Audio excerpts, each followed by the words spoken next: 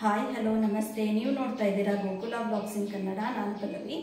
ನಾನಿವತ್ತು ಮಾಡ್ತಾ ಇರೋದು ಸ್ವೀಟ್ ಕಾರ್ನ್ ಸೂಪ್. ಇದು ತುಂಬಾನೇ ರುಚಿಯಾಗಿ ಕೂಡ ಇರುತ್ತೆ. ಮಳೆ ಎಲ್ಲ ಬರುವಾಗ ನಮಗೆ ಇದು ತುಂಬಾ ರುಚಿ ಅನ್ಸುತ್ತೆ. ಹಾಗೆ ನಾವು ತರಕಾರಿನೆಲ್ಲ ಯೂಸ್ ಮಾಡಿರೋದ್ರಿಂದ ನಮ್ಮ ಆರೋಗ್ಯಕ್ಕೂ ಕೂಡ ತುಂಬಾನೇ ಒಳ್ಳೆಯದು.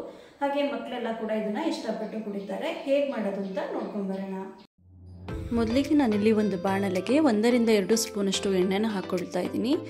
ನಂತರ ಇಲ್ಲಿ 5 ರಿಂದ 6 ಎಸಳು ಬೆಳ್ಳುಳ್ಳಿನ ಚಿಕ್ಕದಾಗಿ ಕಟ್ ಮಾಡಿ ಇಟ್ಕೊಂಡಿದ್ದೆ, ಅದನ್ನು ಕೂಡ ಇದಕ್ಕೆ ಸೇರಿಸ್ಕೊಳ್ತಾ ಇದ್ದೀನಿ. ಹಾಗೆ ಒಂದು ಸ್ವಲ್ಪ ಶುಂಠಿನ ಕೂಡ ಚಿಕ್ಕದಾಗಿ ಕಟ್ ಮಾಡಿಕೊಂಡು ಇದಕ್ಕೆ ಸೇರಿಸ್ಕೊಂಡಿದ್ದೀನಿ. ಇವುಗಳೆರಡು ಚೆನ್ನಾಗಿ ಎಣ್ಣೆಲೇ ಫ್ರೈ ಆಗಬೇಕು.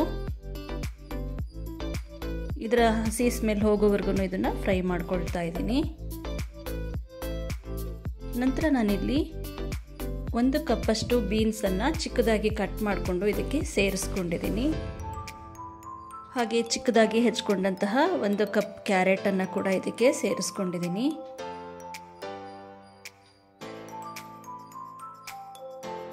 ನಂತರ 1 ಕಪ್ಪಷ್ಟು ಸ್ವೀಟ್ ಕಾರ್ನ್ನ ಕೂಡ ಇದಕ್ಕೆ ಹಾಕ್ಕೊಂಡು ಇವುಗಳೆಲ್ಲ ಎಣ್ಣೆಲೇ ಚೆನ್ನಾಗಿ ಬೇಯಿಸ್ಕೊಳ್ಬೇಕು.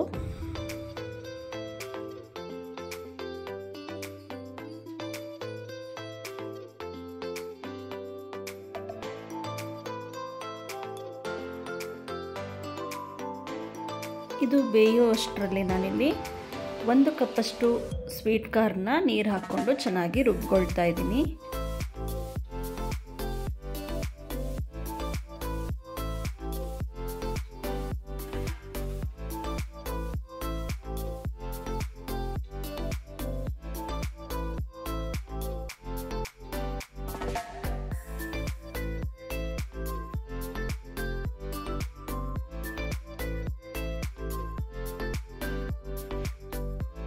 ಅಷ್ಟರಲ್ಲಿ ತರಕಾರಿಗಳು ಕೂಡ ಚೆನ್ನಾಗಿ ಬೆಂದಿತ್ತು. ನಾನು ರುಬ್ಕೊಂಡಂತಹ ಸ್ವೀಟ್ ಕಾರ್ನ್ನ ನೀರು ಹಾಕ್ಕೊಂಡು ಇದಕ್ಕೆ ಸೇರಿಸ್ಕೊಳ್ತಾ ಇದ್ದೀನಿ.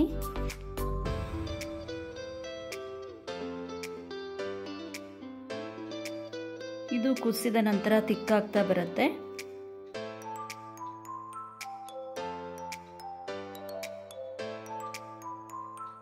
ನಂತರ ಇಲ್ಲಿ 1 ಸ್ಪೂನಷ್ಟು ಪೆಪ್ಪರ್ ಪೌಡರ್ನ ಇದಕ್ಕೆ ಸೇರಿಸ್ಕೊಂಡಿದ್ದೀನಿ.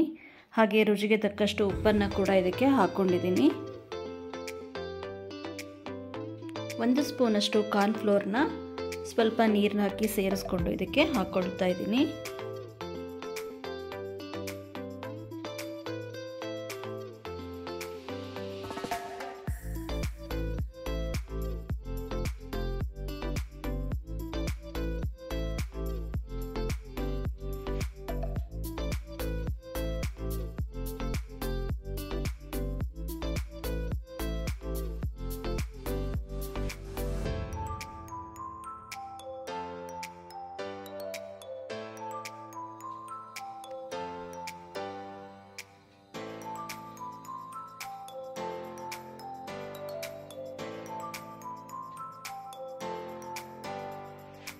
ನಂತರ ಇಲ್ಲಿ 1 ರಿಂದ 2 ಸ್ಪೂನಷ್ಟು ನಿಂಬೆಹಣ್ಣಿನ ರಸನ ಕೂಡ ಇದಕ್ಕೆ ಸೇರಿಸ್ಕೊಂಡಿದ್ದೀನಿ.